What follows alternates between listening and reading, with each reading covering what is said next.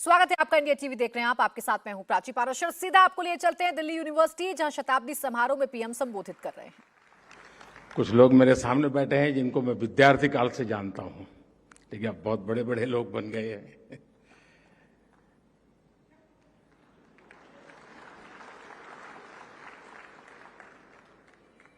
और मुझे अनुमान था कि मैं यहां जाऊंगा तो मुझे इन सब पुराने साथियों से मिलने का जरूर अवसर मिलेगा, और मुझे मिल रहा है।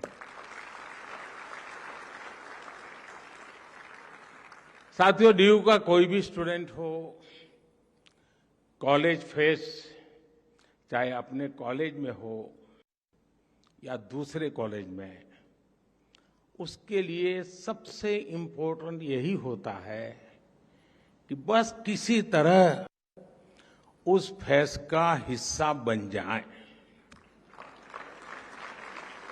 मेरे लिए भी ये ऐसा ही मौका है।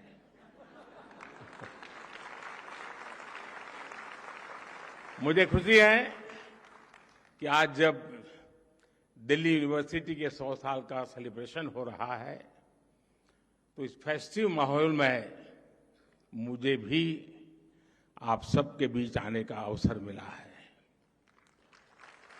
और साथियों, कैंपस में आने का आनंद भी तभी होता है जब आप कलीग के साथ आए।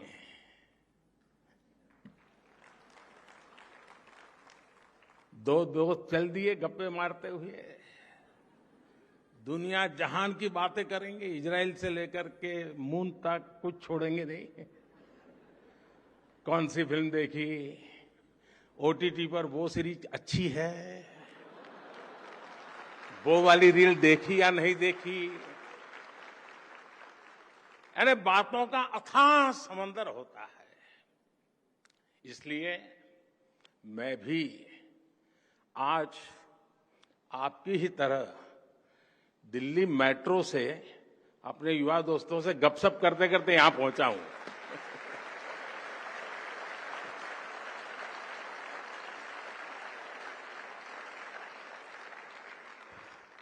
उस बातचीत में कुछ किस्से भी पता चले और कई दिलचस्प जानकारियां भी मुझे मिली। साथियों, आज का अवसर एक और वजह से बहुत खास है।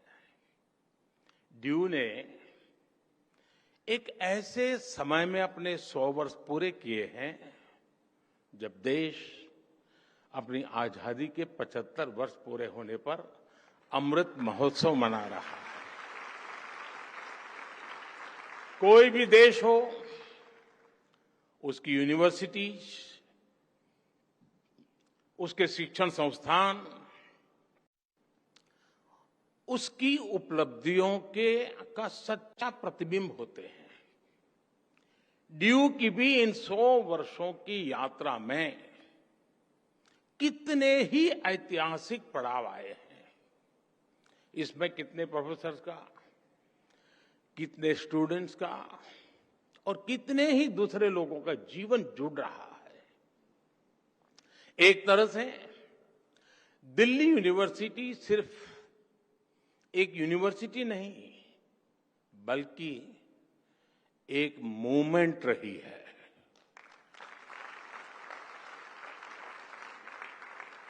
इस यूनिवर्सिटी ने हर मोमेंट को जिया है। इस यूनिवर्सिटी ने हर मोमेंट में जान भर दी है। मैं इस ऐतिहासिक अवसर पर यूनिवर्सिटी के सभी प्रोफेसर्स और स्टाफ को, सभी स्टूडेंट्स और एल्यूमनाई को हृदय से बहुत बहुत बधाई देता हूं।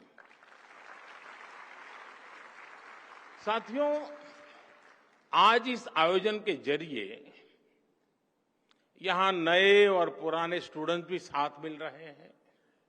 स्वाभाविक है, कुछ सदाबहार चर्चाएं भी होगी। नॉर्थ कैंपस के लोगों के लिए कमला नगर, हडसन लाइन और मुखर्जी नगर से जुड़ी यादें,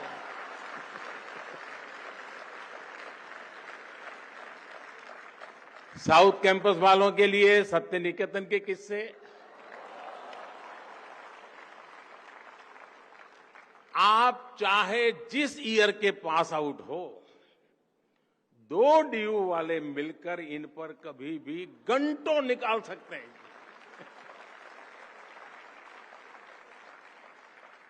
इस सब के बीच मैं मानता हूं, डीयू ने 100 सालों में अगर अपने एहसासों को जिंदा रखा है,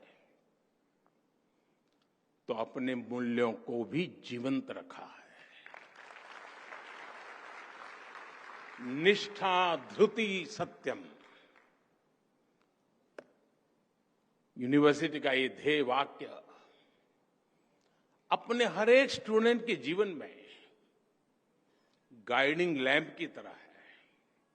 साथियों, हमारे यहां कहा जाता है, ज्ञान वानेन सुखवान, ज्ञान वानेव जीवति, ज्ञान वानेव बलवान, तस्मात् ज्ञान मयो भव। अर्थात जिसके पास ज्ञान है वही सुखी है, वही बलवान है, और वास्तव में वही जीता है जिसके पास ज्ञान है। इसलिए जब भारत के पास नालंदा जैसे विश्वविद्यालय थे, तब भारत सुख और समृद्धि के शिखर पर था। जब भारत के पास तक्षशिला जैसे संस्थान थे, तब भारत का विज्ञान विश्व को गाइड करता था। भारत की समृद्ध शिक्षा व्यवस्था भारत की समृद्धि की वाहक थी। ये वो समय था जब दुनिया की जीडीपी में बहुत बड़ा शेयर भारत का होता था। लेकिन गुलामी के सैकड़ों वर्षों के कालखंड ने हमारे शिक्षा के मंदिरों को, इन एजुकेशन सेंटर्स को तबाह कर दिया। और जब भारत का बौद्धिक प्रवाह रुका, तो भारत की ग्रोथ भी थम गई। लंबी गुलामी के बाद देश आजाद हुआ। इस दौरान आजादी के भावनात्मक ज्वार को एक मूर्त रूप देने में भारत की यूनिवर्सिटीज ने एक अहम भूमिका निभाई थी।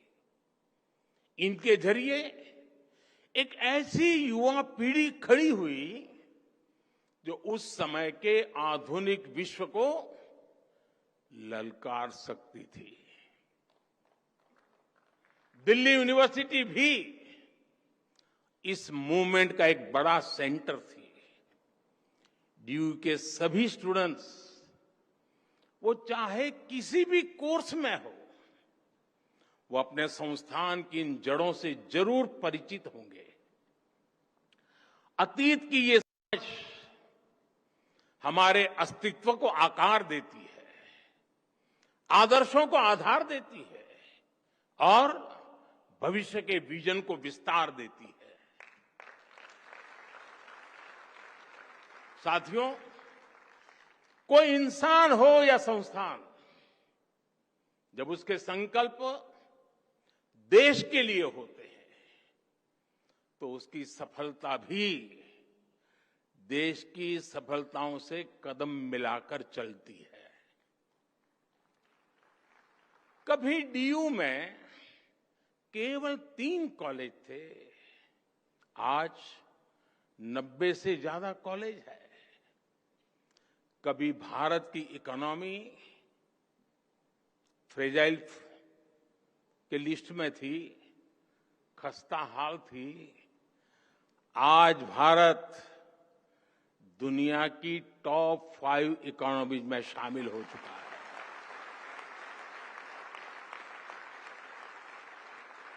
आज डीयू में पढ़ने वाले लड़कों की तुलना में लड़कियों की संख्या ज्यादा हो गई है। इसी तरह देश में भी जेंडर रेशियो में काफी सुधार आया है।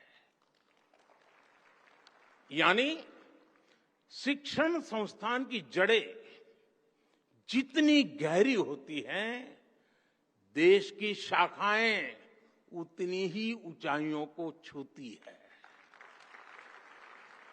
और इसलिए भविष्य के लिए भी यूनिवर्सिटी और देश के संकल्पों में एक रूपता होनी चाहिए, इंटरकनेक्शन होना चाहिए।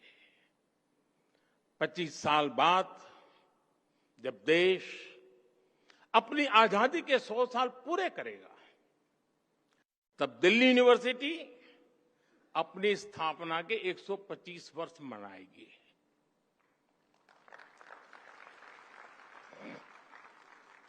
तब लक्ष्य था भारत की स्वतंत्रता। अब हमारा लक्ष्य है 2047 तक विकसित भारत का निर्माण।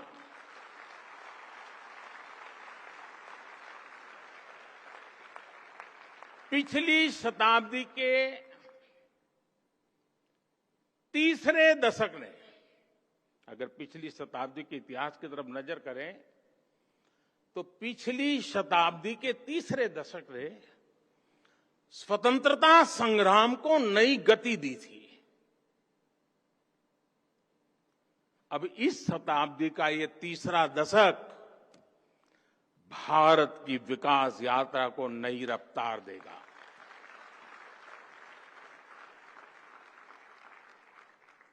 आज देश भर में बड़ी संख्या में यूनिवर्सिटी, कॉलेज बनाए जा रहे हैं।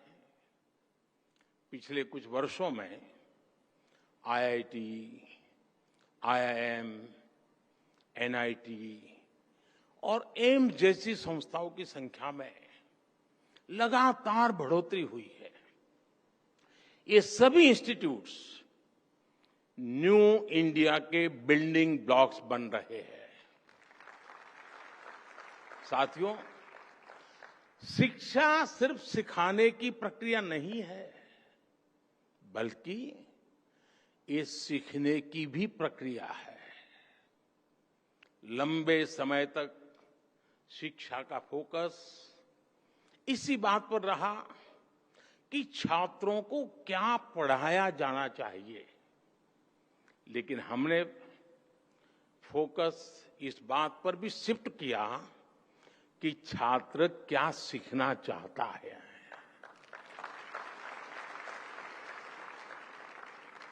आप सभी के कलेक्टिव एफर्ट से नई राष्ट्रीय शिक्षा नीति तैयार हुई है। अब छात्रों को यह बड़ी सुविधा मिली है कि वो अपनी इच्छा से अपनी पसंद के विषयों का चुनाव कर सकते हैं। शिक्षण संस्थाओं की क्वालिटी बेहतर बनाने के लिए भी हम लगातार काम कर रहे हैं। इन इंस्टीट्यूट्स को कॉम्पिटिटिव बनाने के लिए हम नेशनल इंस्टीट्यूशनल रैंकिंग फ्रेमवर्क लेकर आए हैं। इससे देश भर के इंस्टीट्यूशंस को एक मोटिवेशन मिल रहा है। हमने संस्थाओं की स्वायत्तता को क्वालिटी ऑफ एजुकेशन से भी जोड़ा है। जितना बेहतर संस्थाओं का प्रदर्शन होगा, उतनी ही उन्हें स्वायत्तता मिल रही है। साथियों, शिक्षा की फ्यूचरिस्टिक नीतियां और निर्णयों का परिणाम है कि आज इंडियन यूनिवर्सिटी की ग्लोबल पहचान बढ़ रही है। 2014 में क्यूएस वर्ल्ड रैंकिंग में केवल 12 इंडियन यूनिवर्सिटीज होती थी। 2014 में 12 यूनिवर्सिटीज, लेकिन आज ये संख्या 45 हो गई है। हमारे एजुकेशन इंस्टीट्यूट्स दुनिया में अपनी अलग पहचान बना रहे हैं। हमारे संस्थान quality education, student faculty ratio और रेपुटेशन सब में तेजी से सुधार कर रही है। और साथियों, आप जानते हैं, इन सब के पीछे सबसे बड़ी गाइडिंग फोर्स कौन सी काम कर रही है? ये गाइडिंग फोर्स है भारत की युवा शक्ति। इस हॉल में बैठे ही हुए मेरे युवाओं की शक्ति। साथियों, एक समय था जब स्टूडेंट्स किसी इंस्टीट्यूट में एडमिशन लेने से पहले सिर्फ प्लेसमेंट को ही प्राथमिकता देते थे। यानी एडमिशन का मतलब डिग्री और डिग्री का मतलब नौकरी। शिक्षा यहीं तक सीमित हो गई थी। लेकिन आज युवा जिंदगी को इसमें बांधना नहीं चाहता। वो कुछ नया करना चाहता है, अपनी लकीर खुद खींचना चाहता है। 2014 से पहले भारत में सिर्फ कुछ 100 स्टार्टअप्स थे।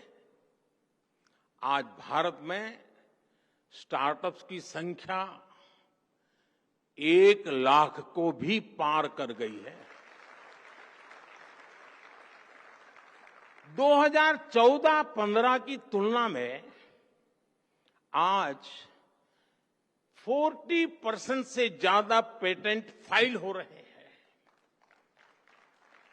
जो पेटेंट जारी हो रहे हैं उनमें भी 5 गुना का इजाफा हुआ है। ग्लोबल इनोवेशन इंडेक्स, जिसमें भारत 18वें पायदान पर था 80 से की बात, वहां से बढ़कर के आज हम 46 पर पहुंच चुके हैं। वो स्थान हमने प्राप्त किया। अभी कुछ दिन पहले ही मैं अमेरिका की यात्रा से लौटा हूं। आप सबने देखा होगा आज भारत का सम्मान कितना बढ़ा है, गौरव कितना बढ़ा है। क्या कारण है? क्या कारण है आज भारत का इतना गौरव बढ़ा है? उत्तर वही है, क्योंकि भारत की क्षमता बढ़ी है, भारत के युवाओं पर विश्व का भरोसा बढ़ा है। इसी यात्रा में भारत और अमेरिका के बीच initiative on critical and emerging technology यानी आईसेट डील हुई है।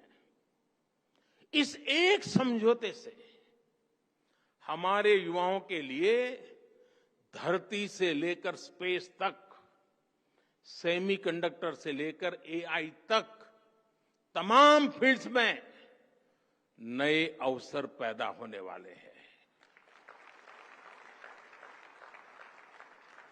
जो टेक्नोलॉजी पहले भारत की पहुंच से बाहर होती थी, अब हमारे युवाओं को उनकी एक्सेस मिलेगी, उनका स्किल डेवलपमेंट होगा।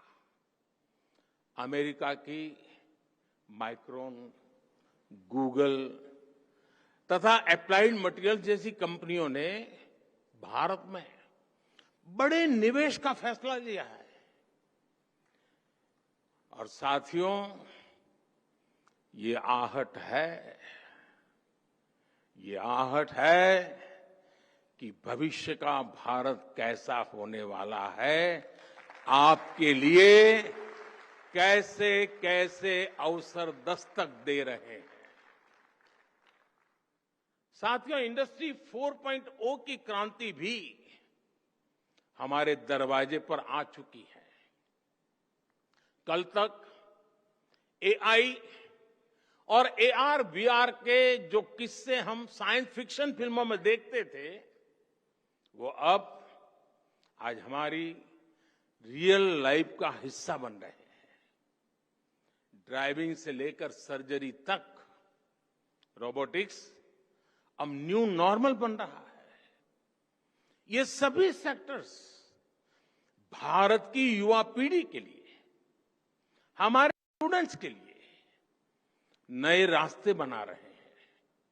बीते वर्षों में भारत ने अपने स्पेस सेक्टर को खोला है, भारत ने अपने डिफेंस सेक्टर को खोला है, भारत ने ड्रोन से जुड़ी नीतियों में बहुत बड़ा बदलाव किया है। इन सभी निर्णयों से देश के ज्यादा से ज्यादा युवाओं को आगे बढ़ने का मौका मिला है। साथियों, भारत की विकास यात्रा से हजारों युवाओं को, हमारे स्टूडेंट्स का कैसे लाभ हो रहा है, इसका एक और पक्ष है। आज दुनिया के लोग भारत को, भारत की पहचान को, भारत की संस्कृति को जानना चाह रहे हैं। कोरोना के समय दुनिया का हर देश अपनी जरूरतों के लिए परेशान था, लेकिन भारत अपनी जरूरतों को पूरा करने के साथ साथ दूसरे देशों की भी मदद कर रहा था। लिहाजा विश्व में एक क्यूरियोसिटी पैदा हुई कि आखिर भारत के वो कौन से संस्कार है जो संकट में भी सेवा का संकल्प पैदा करते हैं। भारत का बढ़ता सामर्थ्य हो, भारत की G20 प्रेसिडेंसी हो, ये सभी भारत के प्रति कौतूहल बढ़ा रहे हैं। इससे हमारे जो ह्यूमैनिटीज के स्टैंडर्ड्स हैं, स्टूडेंट्स हैं, उनके लिए अनेकों नए अवसर पैदा होने वाले हैं। योग जैसा हमारा विज्ञान, हमारी संस्कृति, हमारे फेस्टिवल, हमारा लिटरेचर, हमारी हिस्ट्री, हमारा हेरिटेज, हमारी विधाएं, हमारे व्यंजन आज हर किसी की चर्चा हो रही है। हर किसी के लिए नया आकर्षण पैदा हो रहा है। इसलिए उन भारतीय युवाओं की डिमांड भी बढ़ रही है जो विश्व को भारत के बारे में बता सके, हमारी चीजों को दुनिया तक पहुंचा सके।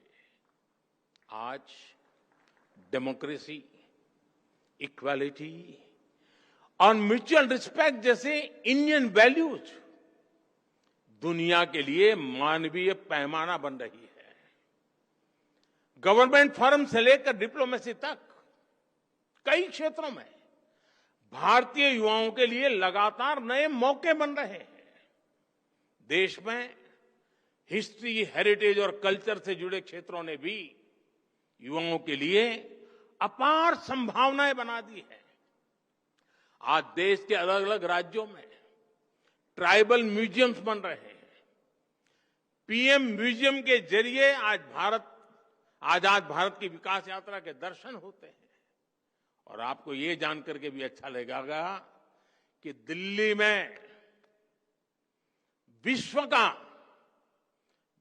का सबसे बड़ा हेरिटेज म्यूजियम युगे युगीन भारत,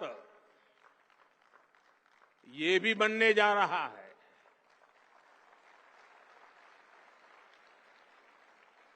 कला, संस्कृति और इतिहास से जुड़े युवाओं के लिए पहली बार पैशन को प्रोफेशन बनाने के इतने अवसर पैदा हो रहे हैं। इसी तरह आज दुनिया में भारतीय टीचर्स की अलग पहचान बनी है।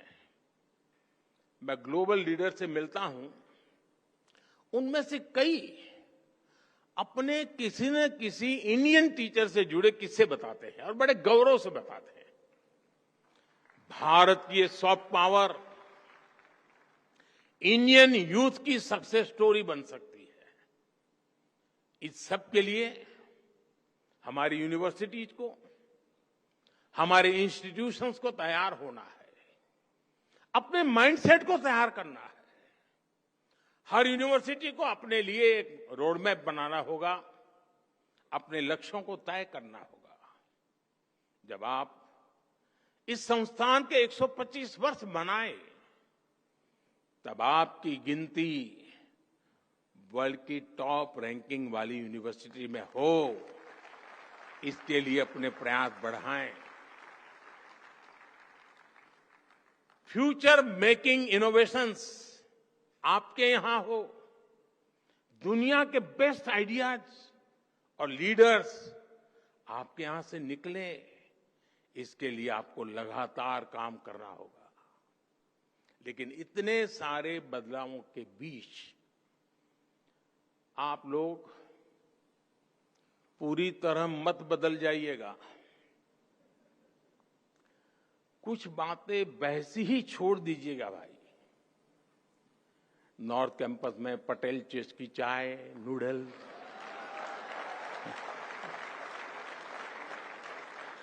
साउथ कैंपस में चाणक्य आज के मोमोज, इनका टेस्ट न बदल जाए, ये भी आपको इंश्योर करना होगा। साथियों, जब हम अपने जीवन में कोई लक्ष्य तय करते हैं तो उसके लिए पहले हमें अपने मन मस्तिष्क को तैयार करना होता है। एक राष्ट्र के मन मस्तिष्क को तैयार करने की ये जिम्मेदारी उसके एजुकेशन इंस्टीट्यूट को निभानी होती है।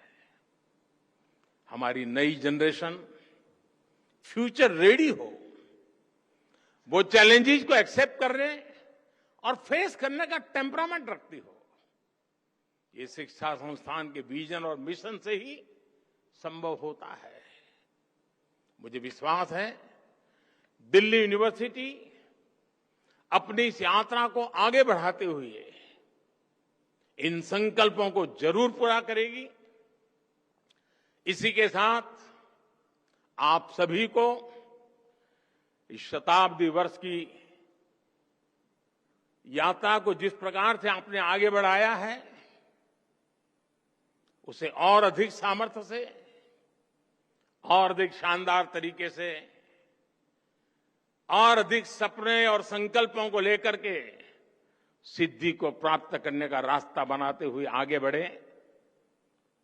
सिद्धियां आपके कदम चूमती रहें, आपके सामर्थ्य से देश बढ़ता रहे। इंडिया टीवी हर वक्त हर जगह डाउनलोड करने के लिए सर्च करें India TV news Google play store या ऐप स्टोर पर।